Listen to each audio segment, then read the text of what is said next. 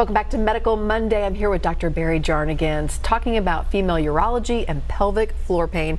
Lots of learning going on in the last hour. We have another caller on the line we want to get to. Sharon is calling in. Hi, Sharon. Hi. Hi, go ahead with your question.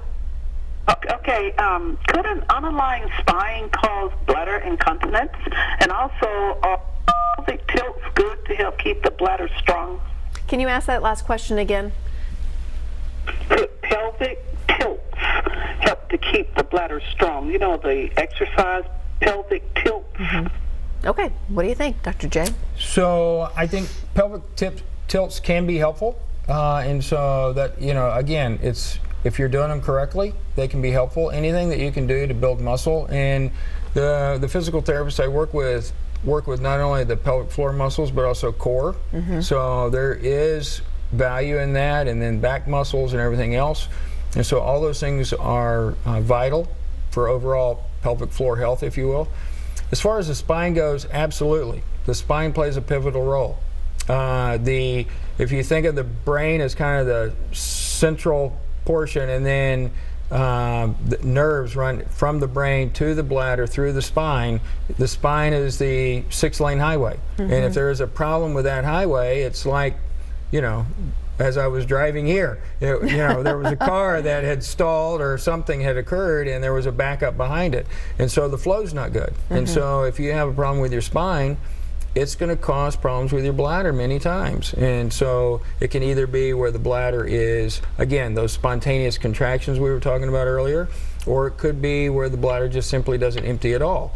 Either way, there's a problem, and either way it can be corrected. Again, that pacemaker I was talking about addresses that and helps get that bladder and brain. It smooths out that communication that's been disrupted by whatever is going on in the back, whether it's spinal stenosis or just a spinal abnormality, as she suggested, or a disc out, or whatever the case may be. Yeah, so much goes back to our nervous system, and people forget about that our nerves control just about every body function. And it's surprising the looks I get when I go, I think this is being caused by your spine. I get this look of, I can't believe that, because a lot of women, there's been a lot of women who think they, you know, if they leak, they have to have a sling, and they come in, they get their sling, and they go home. And unfortunately, that's not always the case. And again, you need an appropriate evaluation. You need to find out which one of those things are going on that we talked about as far as the types of incontinence,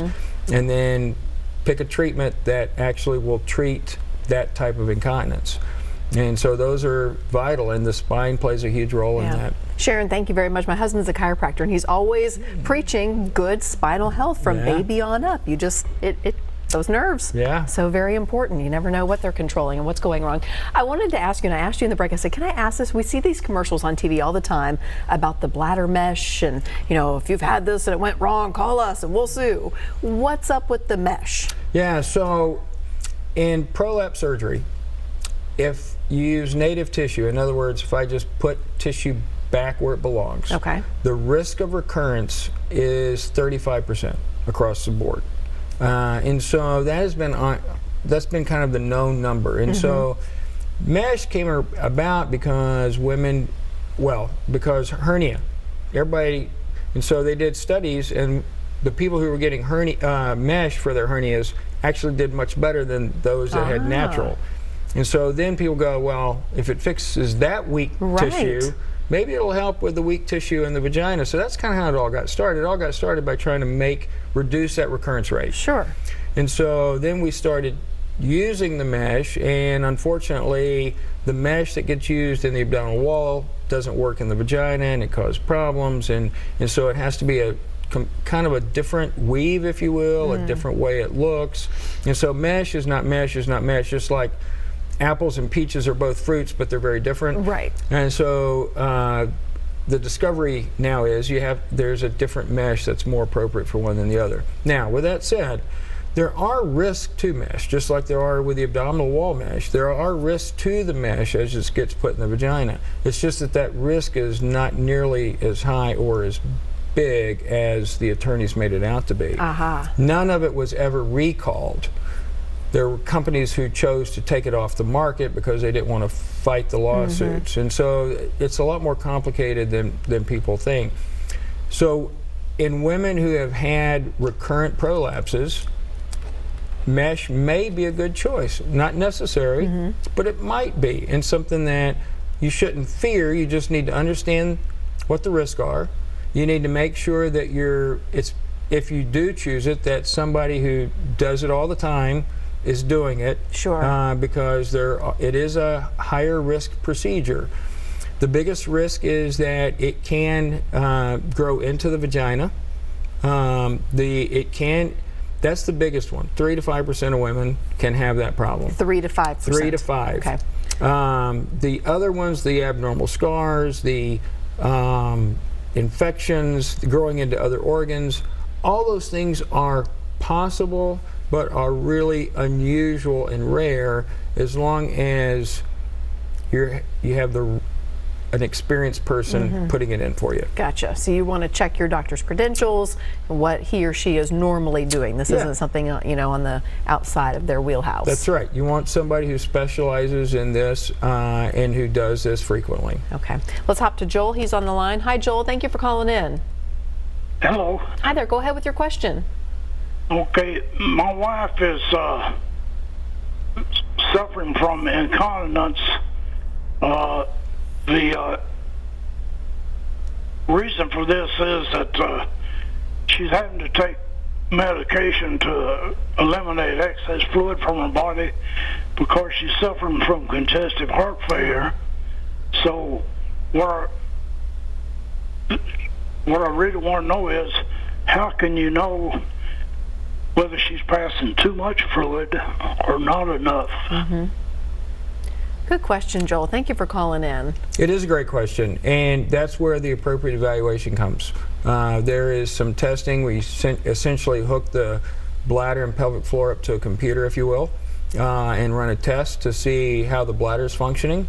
And then there is some homework we may give her where she needs to, we call it a hat. It's a collection device that she would pee into and measure when she goes and how much she goes, so that we can get a recording. And we start putting the results of the test with what she's doing at home over the course of 24 hours. We put those together and try to figure all that out. A lot of times it is related to the fluid medicine, but if she's incontinent, then there's probably something else going on as well, and things that we can do to make her better. Now, the fluid medicine is going to cause urgency. Yeah. Because that's what it's designed to do. Right. And so, it's like anything else. If you have a weak part of your body and you're being pushed to use it, you're loading up on it, right? Then you're going to aggravate the condition. But there are things that we can do, and I would never sit here and tell Joe or anybody else I could make his wife completely dry.